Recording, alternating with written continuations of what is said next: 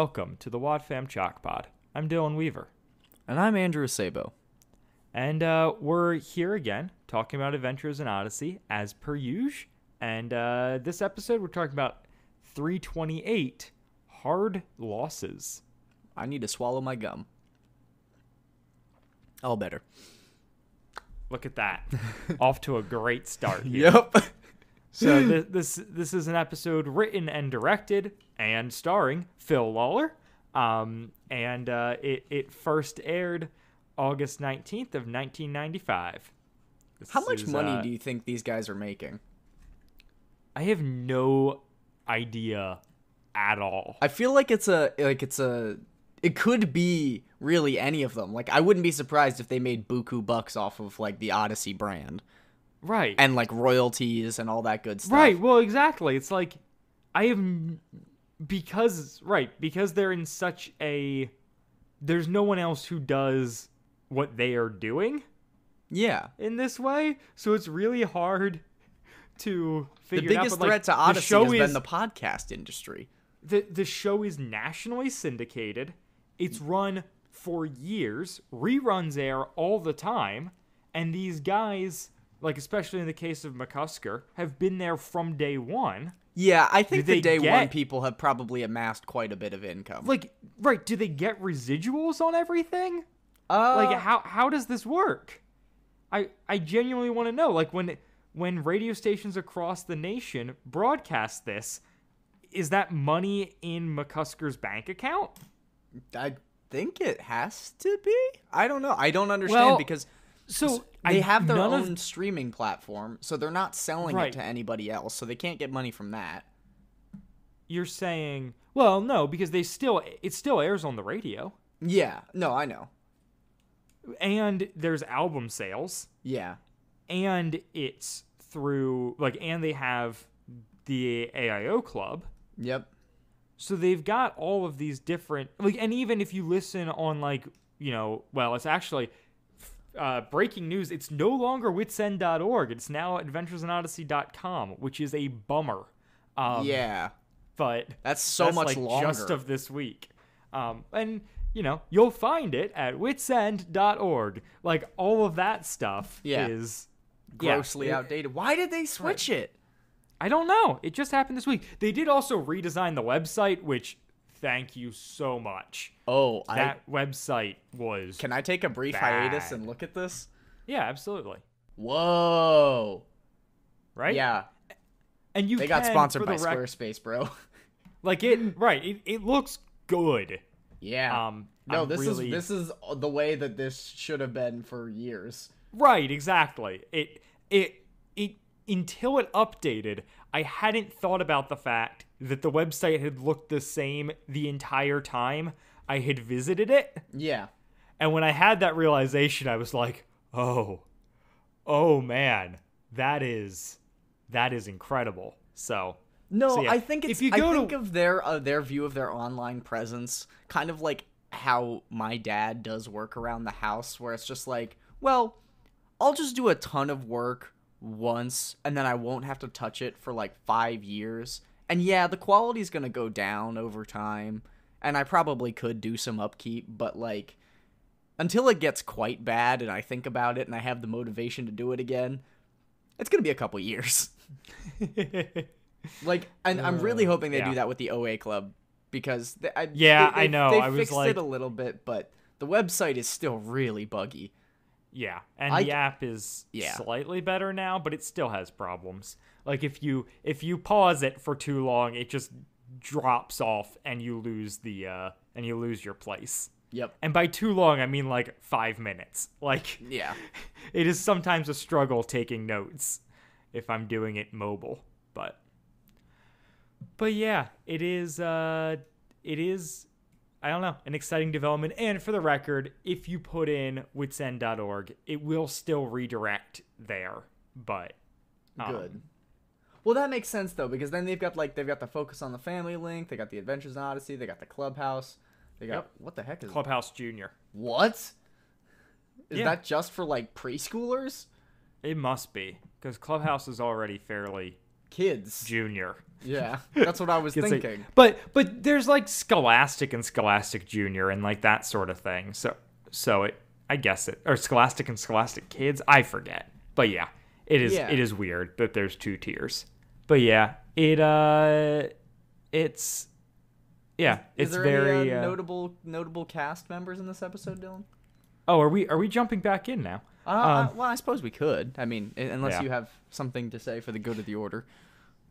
I hate you so much. Stop trying to make that a thing. Yeah, that's fair.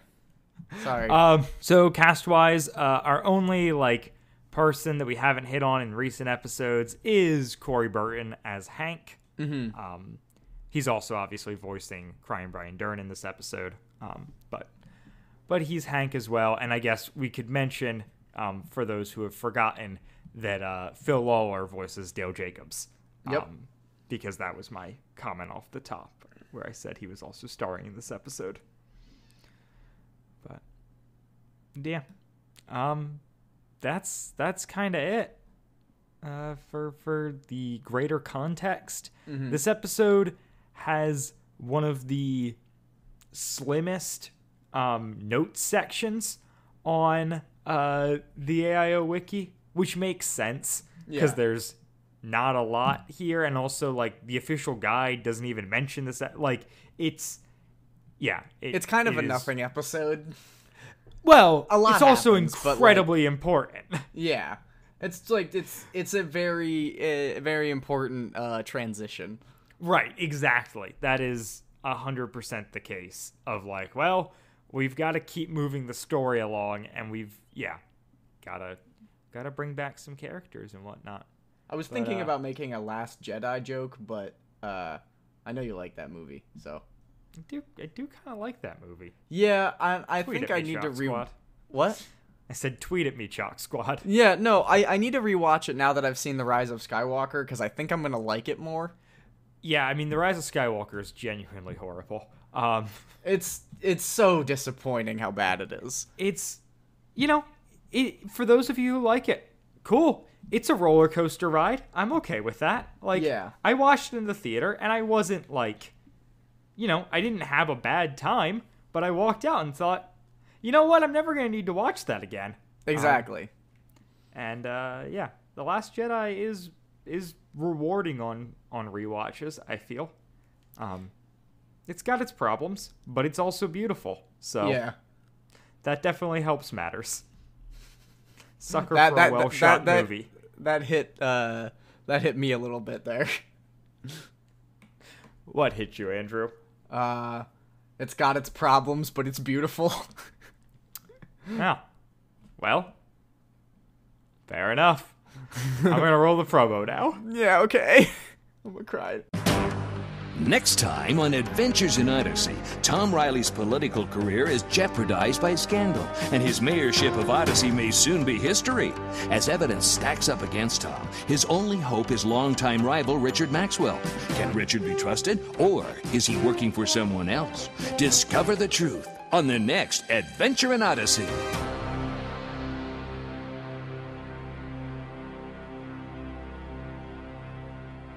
That was a good promo. Yeah. That was like genuinely good. Yeah. Score was good. Exactly what it needs to do.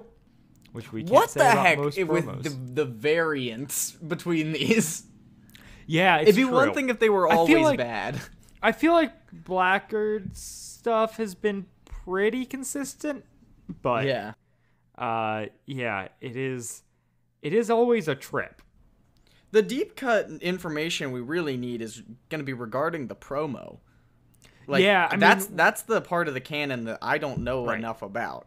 Yeah, if anyone has insider info on who voices the promos, who writes them, whether or not like those people, like whether or not it's parts of the Odyssey core team or like it's a separate marketing entity, all of that stuff, we are very interested to know about. And through my research, I have not been able to dig up anything. So if anyone's got the inside track on that, I'm curious. I kind of like the idea that it's like kind of the Nick at Night version, where it's just like very off the wall. Yeah, I do appreciate that part of the promos. Well, yeah, and it's always interesting because like the teasers that they do in the episodes always feel like, oh, that was clearly done by the team who made the episode. Yeah. The promos do not feel that way. No, not at all. It feels like there's a John Mulaney bit about the New York Post, which is like the New York Post, reading the New York Post is like overhearing a conversation of someone telling another person about what happened on the news. Yeah, exactly. And that's how these feel as well. Not that they were not written by the people who wrote the episodes, but they were like someone like overheard the plot of the episode and wrote down what they thought that meant. Was going to be my hot take, was that they used the AIO wiki plot to make the promos. But the thing is, the plot summaries are sometimes quite in depth. So that's true, especially for Blackgaard stuff. Yeah. There's definitely a variance on how much people have bothered to do the plot stuff, but right now it's in like the peak. Yeah, it's quite nice. Yeah, makes your job prepping a little bit easier. No, I've found a good groove. If I listen to it once and take notes, and then I listen to it again without taking notes, I end up knowing it pretty well. Good deal. I like it. Well done. A year and a half into doing that. No, more than that. And you finally found your groove. Yeah, close to 2 years. Yeah. We still have a whole summer. 3 months. 3 months. Then it'll be 2 years. Well, but we started then recording it will be in August. 2 years. Yeah. Yeah, but we didn't air until September. But I guess that's fair. We aired at like the end of September. But. Yeah. Anyways, so the episode starts off with Tom talking with his assistant Penny. She's giving him a rundown of the day, and it's like, 6 brunches and then a lunch and then 3 afternoon meetings. Yeah. And there's like a brunch at like 8 a.m. To which I'm like, wait a minute, what? And then they say. And then at 12 p.m., and I was like, is there going to be a brunch at 12? That cannot be a brunch. And then she does say lunch. And I'm like, poof. And then Tom gives the scandal avoided. If I keep going to all these meetings, I'm going to lose my girlish figure, which I use that regularly. That does sound like an Andrew line. What? I said that does sound like an Andrew line. Yeah, because I probably used it around you. At least once a month do I make that joke, and it's all because of this. It's a good way to break the ice with people you don't know, that you're not close with. Yeah. So like I mostly used it at work, and it's gone over pretty well. Also, hotter than Satan's gym shorts. That one also works. Tends to be a crowd pleaser. That being said, this has been Andrew's anecdotes. Yeah. If you want advice on how to break the ice with people, don't go to me. The ice will be broken, but so will probably other things. Advice with Andrew. Don't tempt me. I mean, I'm happy to tempt you. It's not like you've got anything else going on. Hey, wait a minute. And so, Penny does not respond. She just kind of doesn't respond to the girlish figure. And then he's like, that was a joke. Yeah. And she mentions then that Dale Jacobs is already in Tom's office. Mm-hmm. And so he goes in and he said it's not about an article. And he proceeds to kind of quiz Tom on the political contributions to his political campaign. Yeah. And kind of what that looked like. And yeah, he's kind of like, do you know everyone that contributed? And Tom's like, well, like kind of, but like, no, there was a lot of people, and that was also Bernard's job. Yeah. And he's like, well, have you heard of the RBG Foundation? The Red, Blue, Green Foundation. I was going to say Ruth Bader Ginsburg, but, to each his own. Yeah. And so he's like, yeah, they were like like they give money to political campaigns, and I'm like, yeah, Tom, no duh. Like, of course, yes, they are a place that gives money to political campaigns, as evidenced by the fact that they gave money to your political campaign. Yeah, and then he clarifies that they gave money to both him and to Bart. Yep. So basically the situation is that Dale got an anonymous tip-off slid under his door saying to look into the RBG Foundation as it relates to Tom Riley, and so he comes in, starts talking to him about it, and he's like, oh, yeah, I didn't know anything about this, like, I don't really know a lot of the people that donated to my campaign. And then Dale drops the bomb that the RBG Foundation... Do they own Edgebiter, or they do own Edgebiter? Yeah, they own Edgebiter. I wasn't sure if it was that or they were owned by Edgebiter. Yeah, and so basically that's a conflict of interest for Tom because of everything that happened with his barn, and Dale's being a real champ here. Dale's like, like, I'm coming here like not as a reporter. I'm just letting you know that we have this information and it doesn't look good for you. And Tom's like, well, I didn't know anything about this. I genuinely didn't know. If I had known, I wouldn't have taken the money. And also, they also contributed to Bart, and then he's like, no, we checked the records, and they did not. Yeah. And so Tom is, like, getting pretty ramped up here. Yep. But Dale's a real good guy about it, and it's just like, look, we're not going to print anything now, but we're going to keep investigating.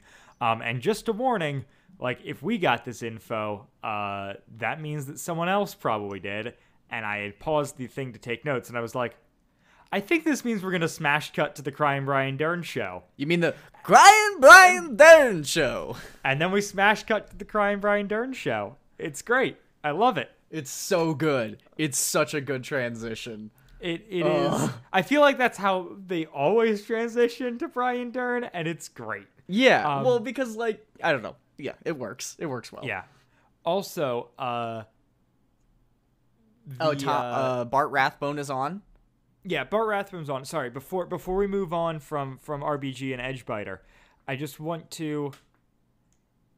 I think I'm not going to spell it out because we try to be somewhat cryptic. I don't know. But just take a moment and think about what the acronym RBG is. Oh. Yeah, okay. Yeah, It's not super subtle. See if you can figure it out. Aram. Right, it is. Man, that's not even original. Gosh. I thought that bit was like original to Novacom, but no, they did it before. Anyways, so you must suffer. So then, so that we're jumping back to this whole thing with Dern and Bart. They're just going back and forth and kind of ramping each other up.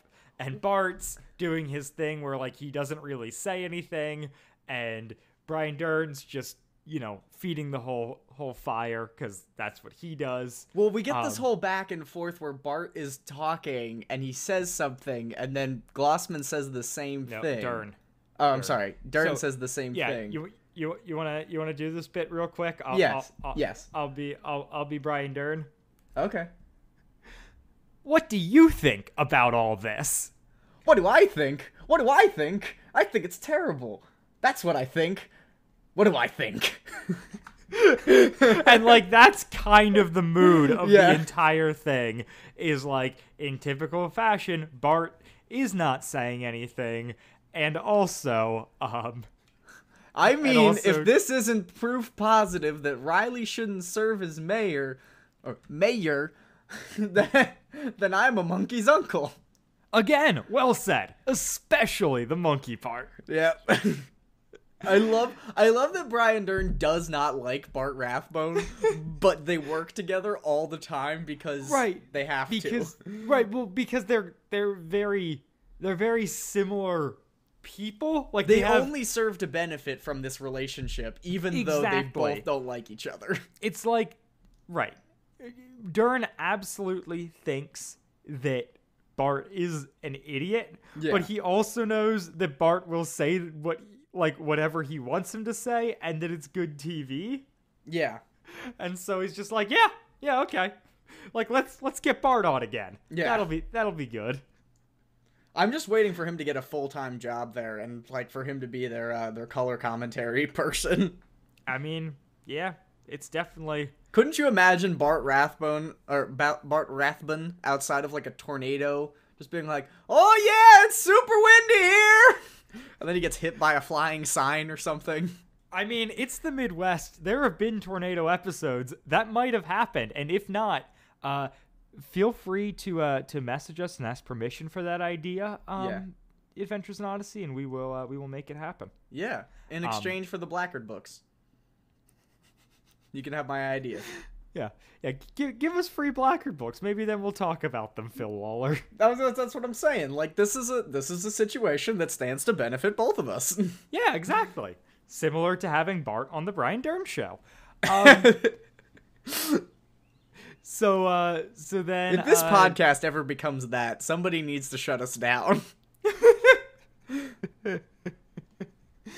We just start having guests on who are horrible, but they get listens. Yeah. Oh god. You think Alex Jones has any Adventures in Odyssey takes? I'll reach out. Yeah. And so we then jump to... But like, what if he does? Can you imagine? Okay, and then we jump to what were you saying, Dylan? So Penny comes into Tom's office and is like, "Hey, Tom, it's pretty late." And he's like, "Well, yeah, I'm sorry about that. You can go home." And she's like, "Oh, I wasn't talking for myself. I'm worried about you, Tom." And he's like, "Ah, shucks. Yeah, I'm gonna keep staying here. But you go home." And so he just sits there for a moment and just kind of mumbles a prayer just for clarity in this situation, for knowing how to. Yeah. God, you've got a plan for all this, but if you don't want me to see it, please let me see it. Yeah. I understand that you work in mysterious ways, but just like, could you clue me in? Because I'm feeling. Yeah. This is tough. That's a mood. I mean, that is absolutely big mood. I've prayed that prayer many times in my life. Yeah. Just being like, Absolutely. Mr. G-Man. And then right as he prays that, there's a knock at the door. And he opens it. Well, and he's like, "Penny, I told you could go home." And then the door opens, and it's Maxwell. And we cut to commercial. Yep. Except for we listen to the OA Club, so we don't get commercials. Maxwell's back, though. Yeah, he is back. Look at that. I'm glad. I am too. We haven't seen him since. Well, we saw him in the Windy City, and then we saw him in the episode where he comes back to Odyssey and apologizes to people. But we haven't seen him since then. I'm really hoping that, because I don't really remember a lot of this. I'm really hoping that his character arc continues to be really good and like ends well. Yeah. Like be really nice, because I get some hardcore like Zuko vibes from this guy, which Dylan doesn't get. But if anybody in the Wad Fam Chalk Squad is a fan of the Avatar: The Last Airbender show, yeah. I've only seen the movie. And I hate you. And so yeah, there is a good arc going on with Maxwell. I think he continues in this episode very much, very similarly to Windy City, where it's like he's in this still for like revenge and for like his own interest more than like a like sense of duty and justice. Yeah. He's just like, well, I don't have a meaning in life otherwise, so, like, let me just continue to try and screw over the guy who screwed me. Yeah. And so, and I like that for him. It's a good, like, medium step where he can be on our team, but he's not, like, but yeah, his redemption arc is not completed. Yeah.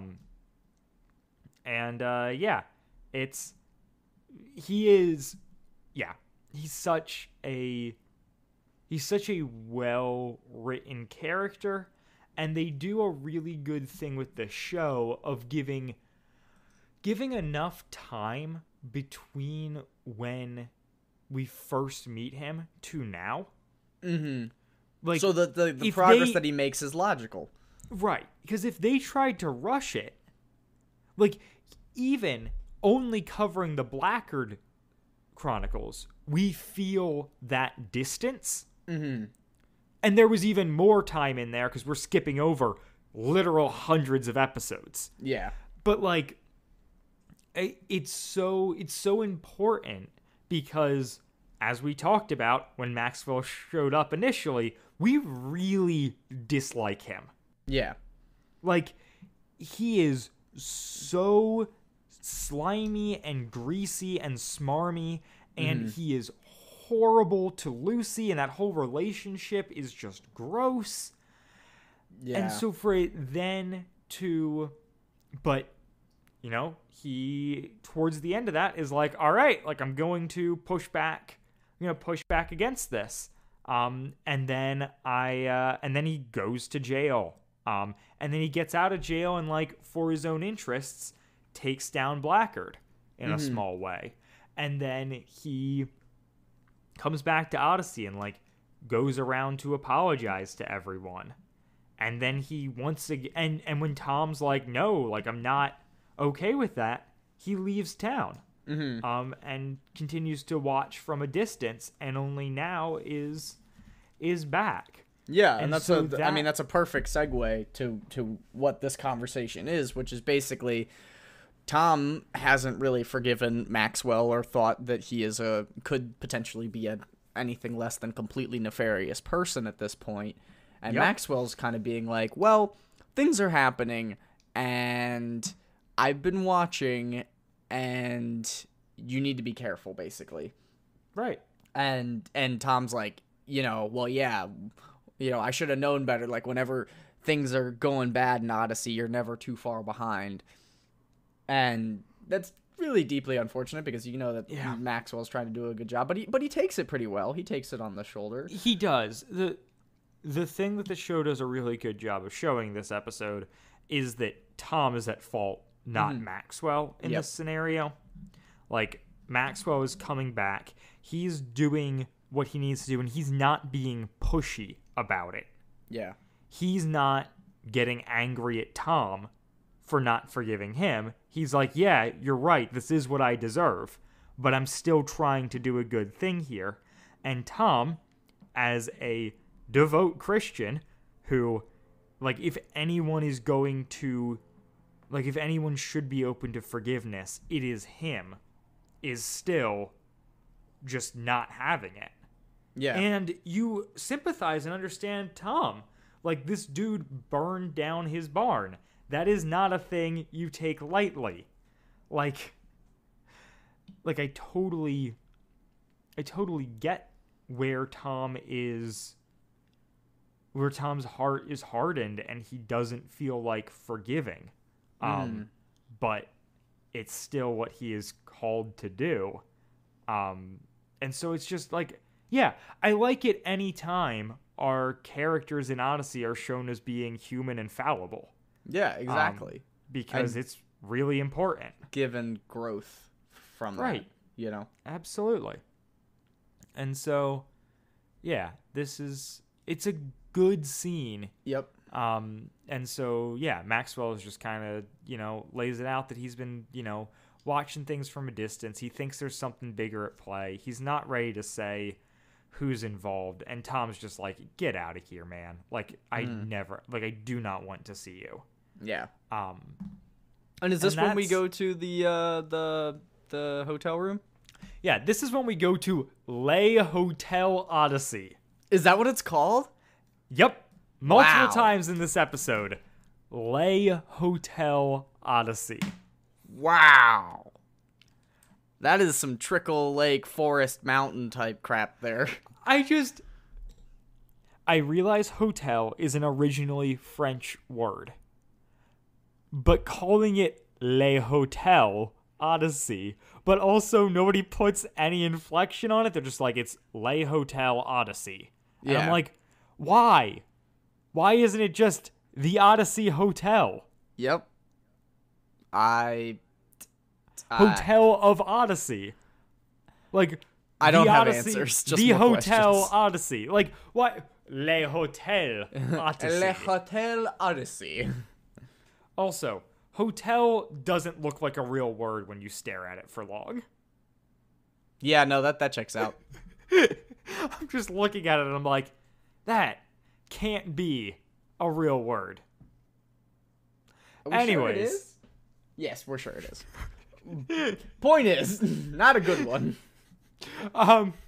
And so Glossman's talking on the phone with an unnamed man about things falling into place. Yep. And, we never hear the voice of this other person, which is a good call on Odyssey's part, because too many times do they let us hear the voice of the person and then pretend like we don't know who that is.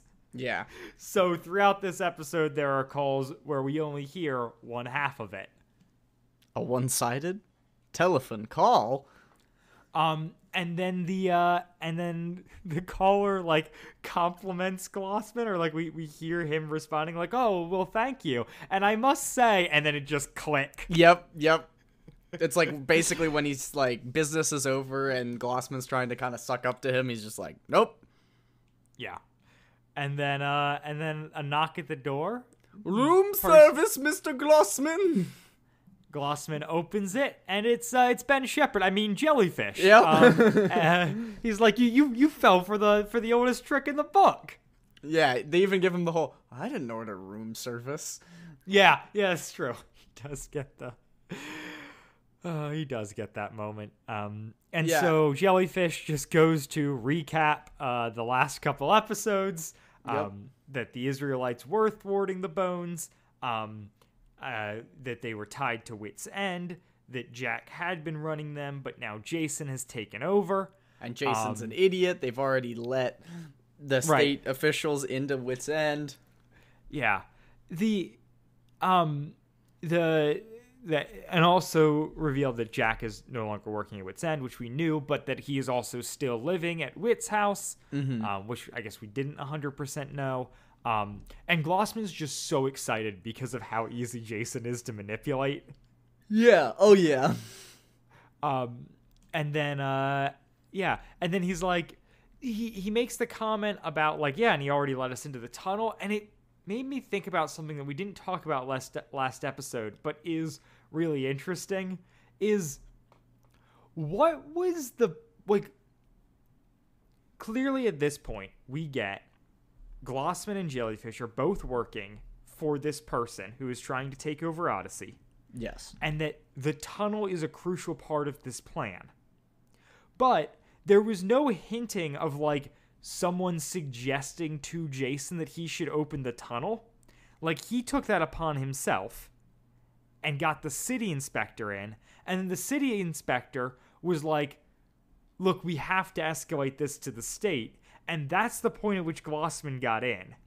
So, like, what was Glossman's involvement going to be if Jason didn't decide to renovate the tunnel?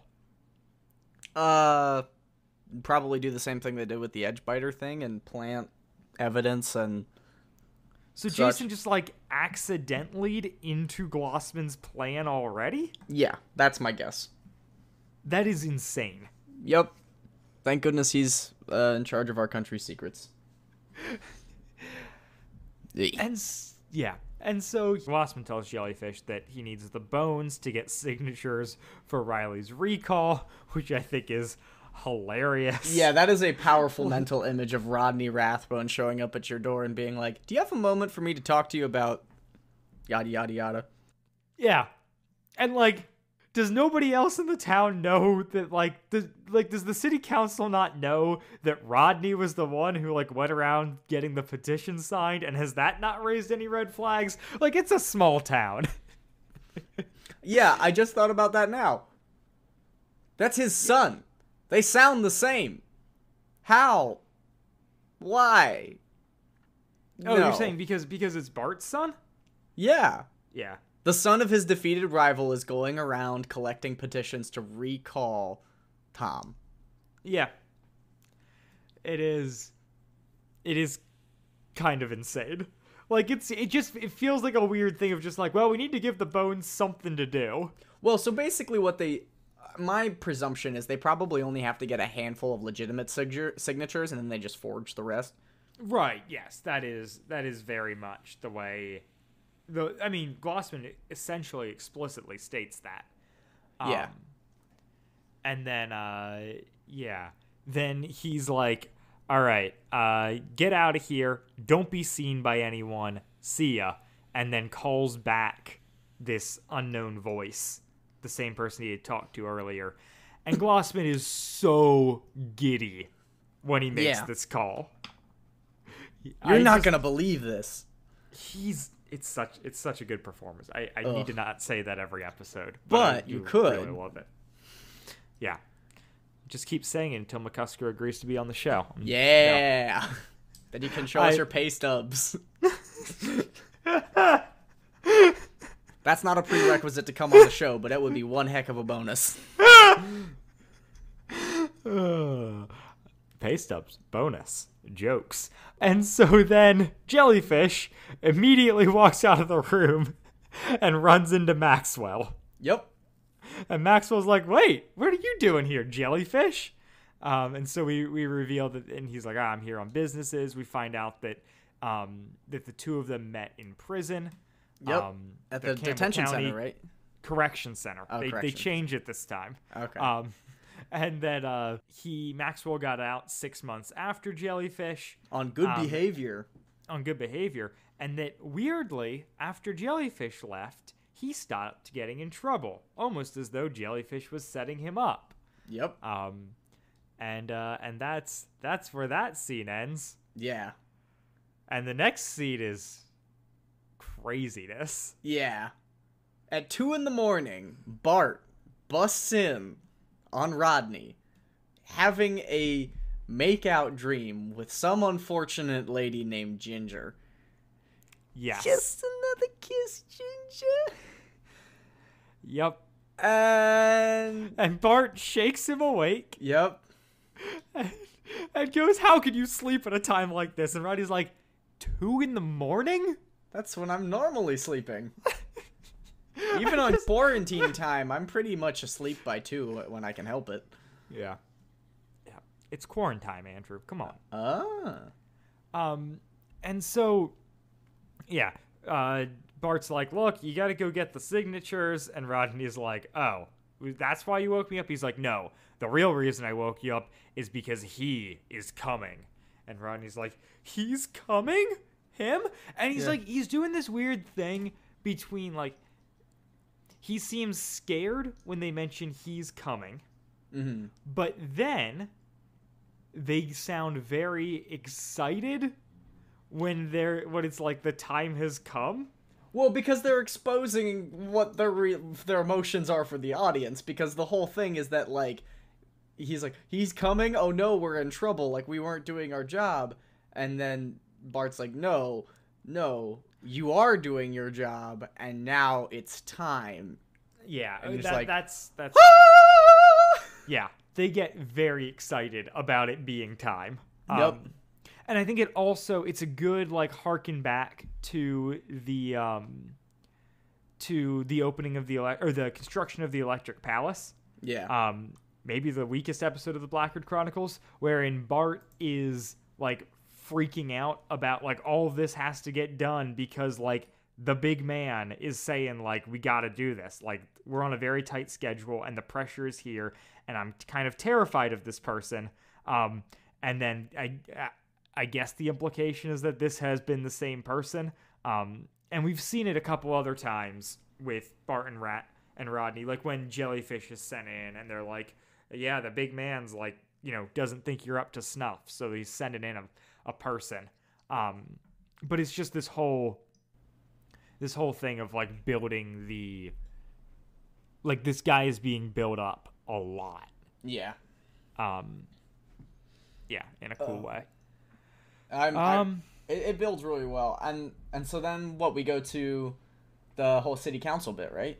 No, so there's actually, the next scene is Maxwell at Jack's house. Oh, yes. Or Whit's house, but Jack is there. Yeah. And he's just like, hi, and Jack's like, hello, and he's like, I'm Richard Maxwell, and Jack's like, okay, and he's like, oh, I'm not used to people around here not reacting when I say my name. Yeah. But he's like, I'm here because, like, I heard you and Whit have a lot in common. And Jack's like, yeah, maybe, like, how so? And he's like, well, like, Whit would always give people a chance. Mm-hmm. And I'm hoping you'll do the same for me. And Jack's like, all right, come on in. Like, what's going on? And so he's like, all right, everything that's been happening around Odyssey is connected. I think I know who is in charge of this. And Jack's like, well, just go to the authorities. And Tom's like, and Maxwell's like, I went all the way to the top. Like, I went to Tom, and he wouldn't listen to me because of this really long story, and we're on bad terms. And Jack's like, all right, like, let's go. We're gonna go to Tom's. I'll drive. You come along. You're gonna explain everything to me. Yep. And we're gonna go talk to Tom about this. Which is so good. Yeah. Ugh. I love Jack. Jack is the best. He's great when he's not being cryptic. Yep. Cryptic. And so we then cut to the office wherein Tom and Dale are talking on the phone. Yeah. And Tom's explaining that he's not going to resign, that he doesn't know anything, and that this whole, like, petition for the recall is really stressing him out, that he is just, like, that his job's already hard, and this is just making things worse. And then Jack shows up and comes on in, and then is shortly followed by Maxwell. Yeah. And Tom is not having it. And then Jack's like, well, look, like, and Tom's like, you don't know what he did. And I'm like, Jack's like, he told me everything. Like, you need to listen to this guy. He is here to help. And Tom is just being, like, Connie levels of rude towards Maxwell. It's so annoying. He is not having it. Stubborn old man is stubborn. Yeah, crazy how that works.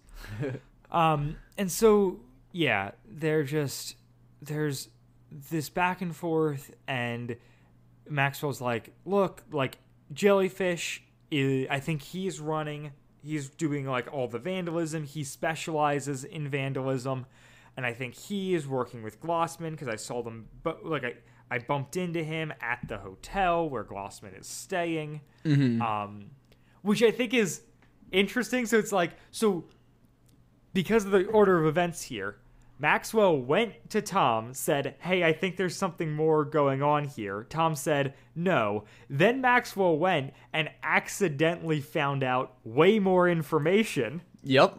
And now is coming back and saying it essentially as though this is what he knew from the beginning. Yeah. Like, it's like Maxwell essentially had nothing to go on before, but now he's got a little bit more. Well, if he knew that Glossman was involved, yeah, then he could definitely have some reasonable suspicion. Absolutely, but I think it's just funny, the sequencing of events. And then we have the reveal that he's like, I think all of this is the work of Blackgaard. Dun, dun, dun. Yeah, but like the episode doesn't really dun-dun-dun. No. And it also doesn't cut to commercial break, and I am just amazed by the restraint. Yeah. Because this whole Do you think episode, they forgot? Like, the whole Rodney and Barton sequence, they're just saying, like, he? Yeah. Him? The man? And, like... RBG? Like, yep. RBG. And everyone is being very, very careful to not, like, say who he is, not just in this episode, but in, like, all the previous ones as well. Yeah. And so I think it's funny how, like, the show just kind of then says it, which I really appreciate, but is very, like, not the pattern we've seen with Odyssey over the past it's strangely year and a half of anticlimactic, covering and I love it. And so Tom's like, well, you only know that because you're working for him. Yeah. And I'm just like, You Tom, just like get a past yourself dummy. a little bit here and think about what you're saying. Yeah. Yeah, he explains that he had been tracking Blackgaard up till Chicago, but then has kind of lost track of him, which makes sense because that was the time where Blackgaard was in Europe and then died. And so he's not been able to keep up, but you know, kind of all roads are pointing that direction right now. Yeah. And Tom's like, you know what? If you want to help Maxwell, just get out of here. Leave town. And Maxwell's like, all right, I'll think about it, and walks out. Oof. And then, yeah. Oof. I feel real bad for him. Tom, why are you doing him like that? It's tough, especially once Tom has essentially already kicked Maxwell out of town before. Yeah. Doing it a second time, and Jack's immediately like, dude, what are you doing? Yeah. Like, come on. And then Councilman Hank shows up. Gotta love him. And he explains that the recall petition had got the necessary signatures, that they voted, the council came together and voted 3 times, and each time the votes landed 4 votes to 3 in favor of a recall. Yeah. Yep. And Tom's like, okay, bring it on. Like, this gives me my chance to clear my name and get rid of all of this nonsense. Like let's do this. Yeah. And that's where the episode ends. That's where the episode ends. Yee. Yeah. I take back what I said. This episode's actually fairly dense. Yeah, it is dense. It's pretty good. I am a little bit on the on ye olde AIO wiki. This episode has a 95%, which, you know, might be fair, but also the last episode had a 95%, and I think the last episode is way better. Yeah. Like, this one is good. It's necessary. I don't really have complaints about it.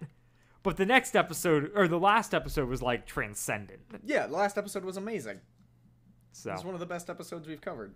Yeah. So if you've got an account on the AIO wiki, go cast a vote and bring up the average. If you feel that, you know, vote your heart. I'm not trying to put my thumb on the scales here. I'm just saying, like, if you haven't, maybe go do that. Think about it. Maybe pray about it. But what are your final thoughts, Dylan? Oh, that's so weird. So, sorry. Circling back to the to our discussion of Lay Hotel Odyssey. Yeah. Because I just looked at the wiki page for it because I realized there was one. There are 6 or so places to stay in Odyssey. There's the Skyline Motel. Okay. There's the Simple Six. Oh. There is the Connellsville Inn. There is Le Hotel Odyssey. Yes. There is the Odyssey Hotel. Oh. And there is the Odyssey Motel. Oh. And I guess the Connellsville Inn would be in Connellsville, but still. Yeah.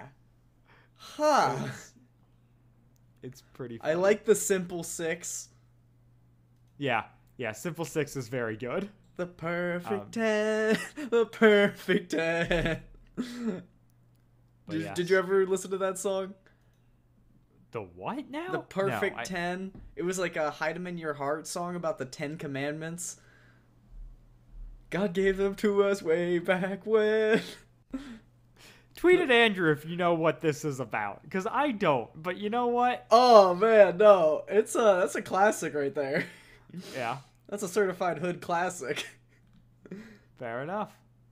But yeah, that is. And that will be the last time I ever sing on this podcast. There's your. Oh, but what if we cover the Eugene Sings album? Oh, that'll have to. I feel. or the American Idol episodes.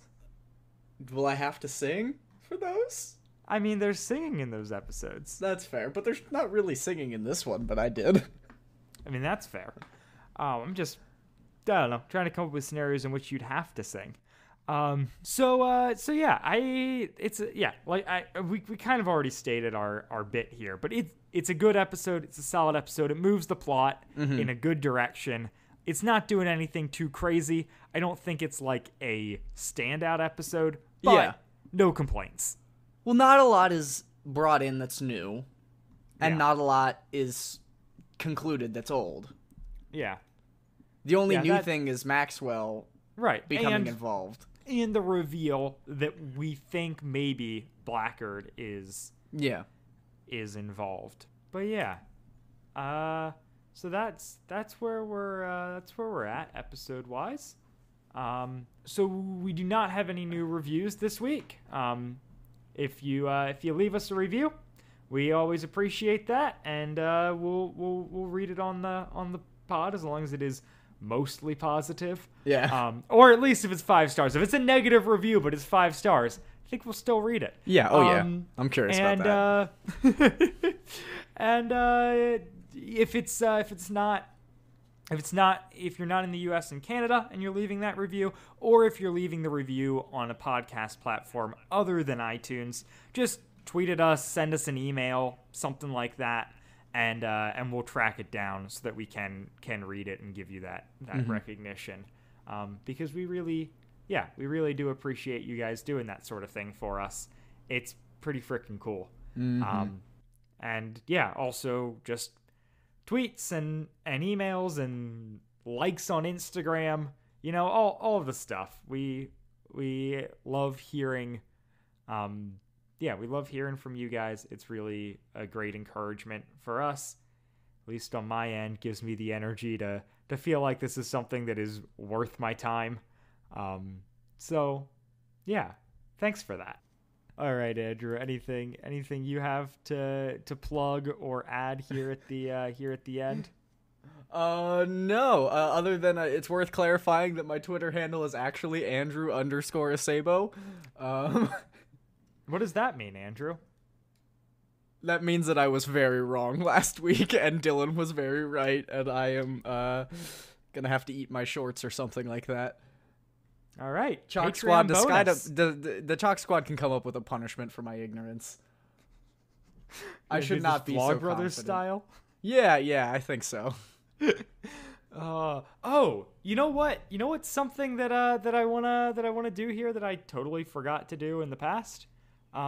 Earlier this month, kind of at the beginning of the month, we put out a survey in our description of asking our listeners, you guys, the Chalk Squad, to vote on who your favorite wit is. And I would like to report back that 83% of you voted for Paul Hurlinger, which meant a lot to me.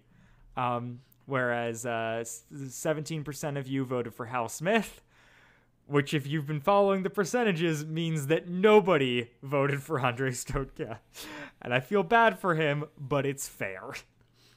Yeah, I mean, he's going up against 2 heavyweight champions of the Odyssey universe. Agreed, and I also feel like he's gotten worse writing.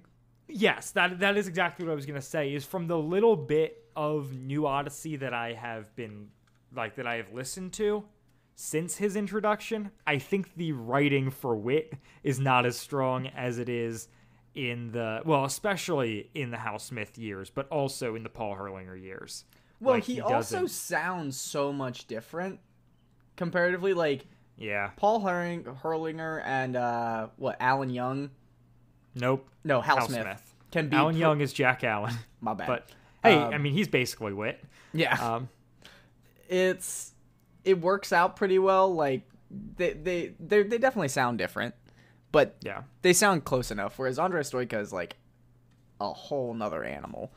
Yeah, that's true. Although Hal Smith, Andrei Stoica, both voiced Owl in Winnie the Pooh. Wait, Andrei Stoica voiced Owl? Yeah, he replaced Hal Smith as Owl. What? Yes, sir. Wow.